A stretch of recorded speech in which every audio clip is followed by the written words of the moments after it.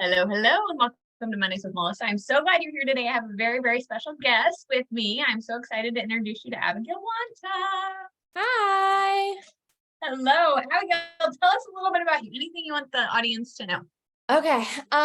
So currently I live just like outside of the Madison area in Wisconsin, but I am going into my freshman year of college. I just graduated high school, so looking forward to that. And I think I started working with Melissa a year ago, over a year ago. I can't remember. If that sounds about right. Yeah. Well, it's been so fun because I think what's really cool about our story, Abigail, is like I knew you when you were a little girl. You didn't know who I was, but like because we had lived in Madison, that's how I knew you. Like I was there when, you had your ruby red shoes. Do you remember those? Your sparkly shoes? Mm-hmm. And you were this toddler girl. And so it was just so cool when we reconnected a year ago through a family member, because we all went to church together, Yeah. who reached out and said, "Hey, do you work with teenage girls?" And I'm like, "Well, I haven't, but I would be willing to give it a shot." And so here we are, and it's been awesome. Yeah. So where were you before we started coaching? Like, what was life like Yeah. for you before? So trying to figure out where this should start, but we had talked to you. You were the first kind of person that we had reached out to about what I was going through. We had like the consult. It was my family member and my mom, and we were there, and everything was great, but I wasn't ready for that step yet. I needed more of like an intensive program at first. And so we found that. And then, I had kind of graduated from that program where I was missing 8 hours of school per week to go to like this place. It was definitely what I needed at that time to just be constant with it. And that was not what I needed at the time. And then once I graduated from that, I worked with, I think it was a nutritionist and a therapist from that same program. And then I was like, okay, I feel like I'm kind of just circling here. And there was also something that was going on because I was telling them like, I'm doing this, the stuff that you're wanting to, but I'm still having these stomach issues. And it would just be like, oh, well, try this, eat more fruit. Oh, don't eat that much fruit, like that'll set your stomach off. And so I was like, I needed to say goodbye to that. It was very helpful at the time, but I was like, I need something different now. And I was like, Melissa would be great for this. And so, I think we had like another consult call or something. And I was like, okay, this is what I need right now. And I think that just speaks to what we've done like throughout our whole time together. It's saying, well, I don't need that right now. That's too much. Or, can we step up the intensity a little bit more, and having, a bigger say in that than just saying it, having a therapist saying, oh, well, you need to do this, and your nutritionist saying you need to do this. And it was just like we worked things out so it fit with my schedule, but it was also pushing me each time. What were you struggling with before? Do you mind sharing that? Yeah. So there was kind of a big family event that led to it, but there was stuff going on that like I had no way of coping with. And it started a little bit before the pandemic, but it was definitely at its worst then. But I started experiencing like symptoms of binge eating. And so that went on for a while, and I was just struggling with that. And it was during the pandemic, and I had kind of lost a family member in a way, and so I had no way to cope with that. I didn't know what to do, and stuff wasn't great in school either, and so we moved to a different city. And, it still wasn't great. Like there would like I tried I tried like tracking apps where it would be like, okay, you went this many days without doing that. And I would see that and it would be like, okay, great, don't mess this up, don't mess this up. And then of course that would kind of mess things up. And I think I might have been struggling with it for a year and a half maybe before I told the therapist that I had been a different therapist that I would had been working with for a few years before that. Um and I told her, and we were maybe working on it for maybe a month or two, but then up came my family vacation, and I was like, my desk is like 2 feet away from my mom's. Like I had to like emergency call her because I was like, should I tell her? And like I feel like that's one of the things when I was writing a lot of college essays, like reflecting on that, that was probably like the bravest thing that I had done, because you can tell a therapist and they're not going to tell anyone, or, you can talk to people who are online about it, but you telling a family member, that was a hard thing to do. And that's when she kind of roped in my aunt, the family member we were talking about who connected us. And she's now a therapist, but she was working on her degree, and so it took like three of us, and we figured out what the right program was. But there were really dark days, and I think what I've been working through with everything was like gaining my independence back, because I wouldn't want to be left home alone because I didn't want to binge, or I didn't want to have that fear of binging. And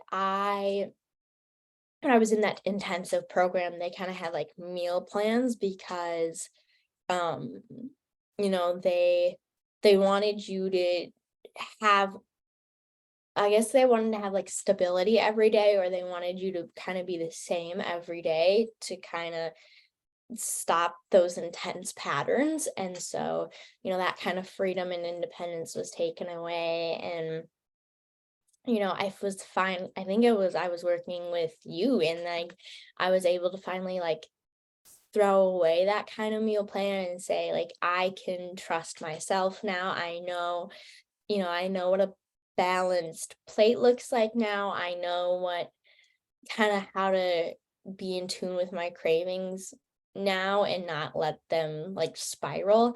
And so I think that's one of the biggest things, because now I can take that into college and I have that independence, and it's a great feeling, because I feel like I never had that. Because even I talked about this a lot, and I feel like it's something that the people at the intensive place didn't really understand, was that I had had a dairy allergy for 14 years and never knew about it until like my 14th birthday. And so I hadn't really known like how to eat without there being pain. And so then you have that abnormality.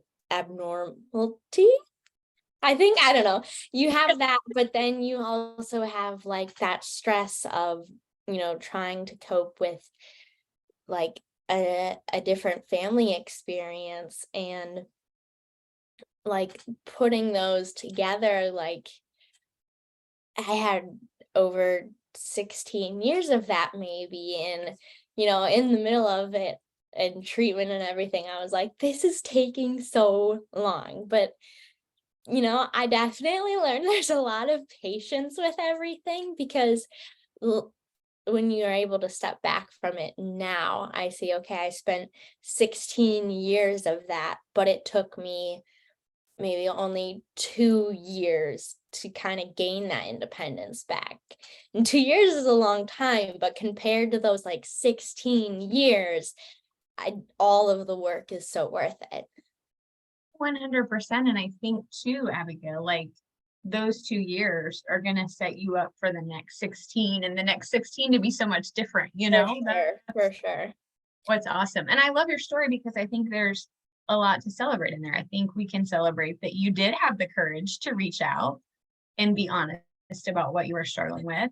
You had the courage to get help, and you had the courage to say, you know what, this isn't working for me. Let's try something else. Like, you were in tune enough with yourself to know what you needed, and you took action on that. And that's really brave. Yeah. And I definitely think, if there's someone, a family member that someone knows or anything like that, is struggling with it, or if you're struggling with it, it has to be on your own timeline because, even though it took me a year and a half to tell someone, maybe for that full year, I couldn't put into words what I was feeling. I couldn't understand what I was doing. I didn't have the words for it. And then, it was admitting to myself that I had that I was dealing with binging. And then it took some time to realize, okay, I do think I want to get over this. It's not helping my mental health. And so it really is on your own timeline. And that helps you so much more because you're in a situation where you feel like you don't have any control. You can have your control over how you tell people or how you get help. 100%. I think the biggest thing with the clients that I have, especially the ones that are more in the teenage and college years, is that they like to be able to choose. They want choices. Mm-hmm. And they also want to have some sense of independence in that choice.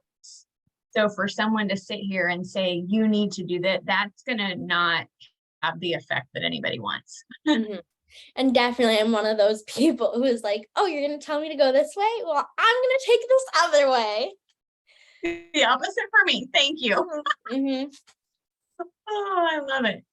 So before you were struggling with binging, where are you at now that you're, farther down this road, you're on this journey? Where would you say you are now? Definitely a different place. I think I would like to consider myself as more of an intuitive eater now. And there I was always asking you for like resources and stuff like that. And so, I read books with my aunt. We talked about them and that was really helpful. And now I have those books and I was able to give one of them to one of my friends. And I think now, like, it's so different because if there's a 4th of July party or there's a wedding or there's something and it's like, oh, I ate a lot of cake or something, my stomach's not feeling good, instead of being like, well, it already hurts, let's just go have some more. Instead, I can realize, okay, you know what? I really enjoyed that. But maybe next time I have cake or something, maybe I'll ask for a smaller piece, or maybe I'll just, have, I don't know, maybe I'll have something else. Like, there's definitely just so much more grace with myself, I think. And like I'm not scared around food anymore. It's huge. Mm-hmm. You're not scared around food, and you're not scared to be by yourself. There's a lot of things I think that you were kind of stuck with before. Yeah.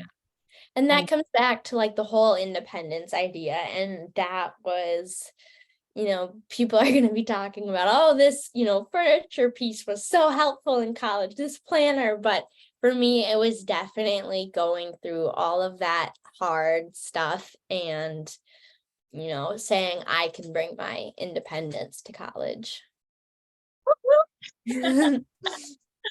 oh, so what do you feel like you learned along the way? Like, what are your aha? Oh my gosh. I learned so much. What was the biggest? I'm trying to think if there's any biggest thing that I learned. Um, I think there's not any like one thing that I did, but I was able to learn how to trust myself again and trust what my body is finally feeling because I'm not getting those mixed signals, or I definitely feel like my brain and my stomach are now working together, and it's not just saying my stomach is like, oh, this is hurting, and my brain saying, oh, let's go do this then. Like, it's definitely like I can trust what I'm feeling, and I can trust myself to know, okay, this is a situation, but I know that that is not true. That is not something that's true. That's not something that's right. And I know how to pick a different path now. That's huge. Hmm. That's really, really huge. And I think a lot of people don't have that. And so Yeah. they don't know how to do that. And I think that's why they stay stuck, because they just think this is how it always is. This is how it's always going to be. I can't Yeah. do anything. Hmm. Do you, this is a question that might kind of throw you off. I'm curious, do you feel like past hurt or trauma was a part of your story with the binging? Do you feel like those two were connected? Oh, definitely. I don't think there would have been binging had that trauma and hurt not happened, because that was a coping mechanism that I had, and that was the only one that I really had in my basket, as people like to say.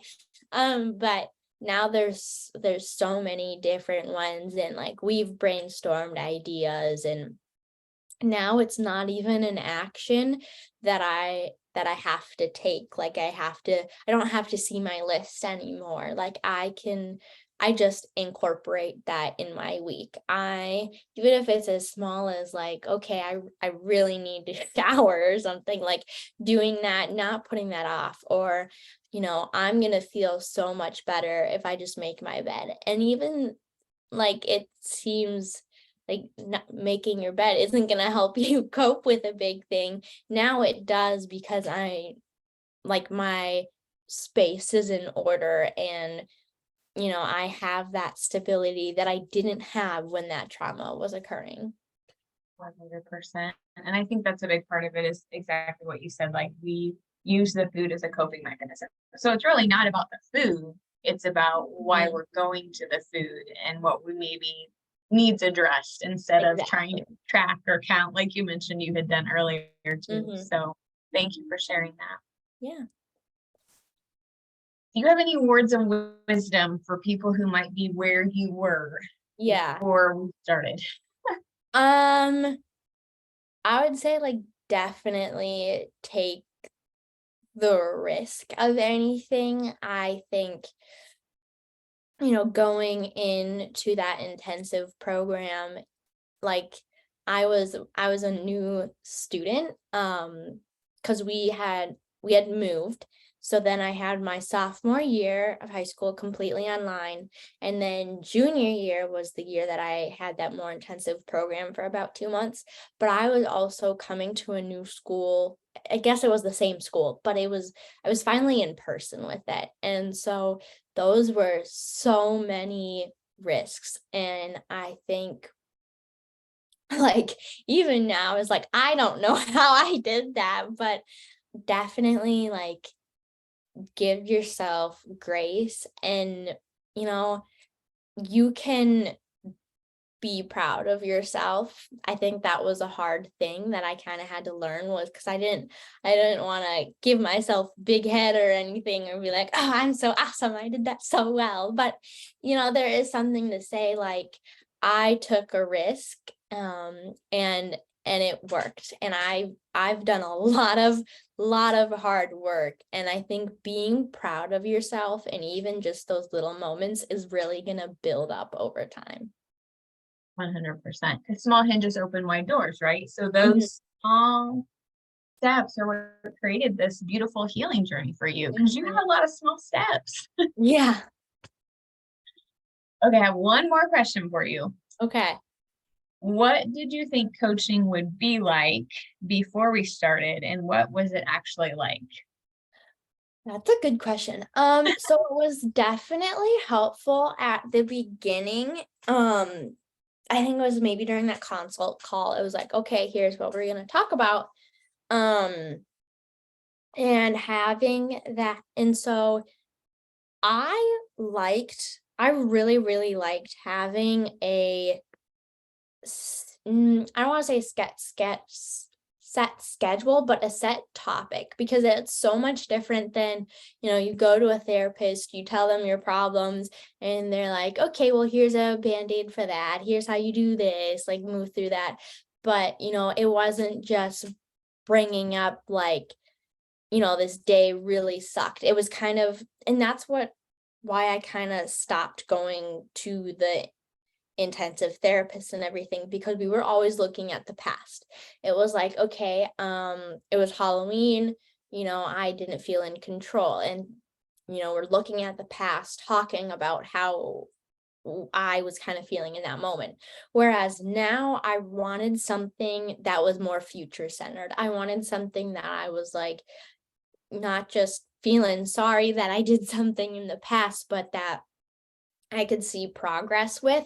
And so I loved having something that wasn't just gonna like nurture me, but also like boost me up and push me more into the future than looking back on kind of what I had. And so that's why I kind of decided, I was like, okay, now it's time for Melissa. And it worked out so well. I feel like this was like the most helpful part of my healing journey, because you have those set topics and you can actually use them in life. And there is still that time for, we talk about the topic, we talk about how to move through that, or we talk about what intuitive eating is. And I love learning new things, and so that was kind of that. But then you also have that time of, okay, so there was this situation last week, I see now how using this topic I just learned about, I could have moved through that. So there is still lots of time to talk and process past things that had happened, but having that future moment is really what helped me gain the most independence back. I love how you said that, because I think so many people are like, what's the difference between therapy and coaching? And I think you're a great example of that, because therapy is more of working through the past, working Yep. through that. Whereas coaching is, this is where I'm at now and this is where I want to go. And I think what you've done so well, Abigail, is you've combined the therapy with the coaching. So you've healed, you work through it, Yep. and then you're okay, so let's go forward. How do I take this healing that I've done and how do I go forward to where I want to go? And that's why I think therapy and coaching can work so well together. Yeah, definitely. And like I still have my therapist that I had started with in the beginning, just kind of for like the family stuff that was going on. She wasn't a food or anything. She was before that. And so, I still have her, and I still sometimes talk about that trauma and, coping with that. And we do we do EMDR. And so kind of learning how trauma just like can pop up in my life. Like you see a reminder, and then working through that trauma with her, and then I can use that with you, and there was this traumatic response, but I learned this new strategy from Melissa, because we're future focused, and so those work together really well. For sure. And I think you're just such a beautiful example of how well those two go hand in hand. So Mhm. good job. Yep. Thank you. You're welcome. Any other words or anything you'd like to share with the listeners? Yeah, so kind of like the next journey is moving into college. And there's been times where I was like, we've had times we were going to meet. I was like, I have nothing to talk about, but I know that I have, a big thing coming up soon. And so it was kind of like, again, because I gained that independence back, I know I can say, I think we need to schedule out 2 months, or we need to do this. And so I still have my therapist, still have Melissa, and I'm planning on, kind of taking those strategies. I have meetings, I think, with both of them, maybe in the first 2 months of college. And then, I'm going to go from there. And so, because I still have those two, I don't think it means that I'm still struggling with the problem. I'm just like I'm setting myself up for success. 100%. And I love that too, Abigail, because I think you were just such a great example of somebody who's young. Sorry, let me get my water. Somebody who's young and you're tackling this now and you've got those resources. So you are going to be set up for success. I mean, you will probably have some hiccups in college because life happens, but think of how much better prepared and equipped you're going to be to handle those. Definitely, definitely. And that was a big thing. Like that was kind of my reason for getting better. I was like, I've looked forward to college. I've done a lot of work. I'm a smart person. I know what I want. I've done career testing. And knowing that hiccups might happen along the way, but I have grace and patience with myself, and I have tools now, and I know that the people that I've set up in my life can definitely help me. 100%. And I can't help but wonder, like, how different would our world look like if everybody had that kind of support? Like, if everybody had those people in their back pocket who were there when they needed a tool or a resource or encouragement. I don't know. Like, I just think that you have done such a beautiful job of preparing yourself to live a really good, well-lived life, you know? Yeah, thank you. You're welcome. Anything else you want to share? Um, I don't think so. I definitely, my journey was not easier, but it definitely helped to have supportive people in my life besides my therapist and besides a coach. Like my mom, she was kind of the first person that I told, and then my aunt. And I realize how lucky I am to have, I mean, my family is very, very close together. We all used to live on the same street. So now we're all still very close. And I know that not everyone can have that, but definitely finding people who can be in your support circle, whether it's a friend or it's family or, it's a significant other, like be around supportive people, and that can really set you up for more success. Well said. Well said.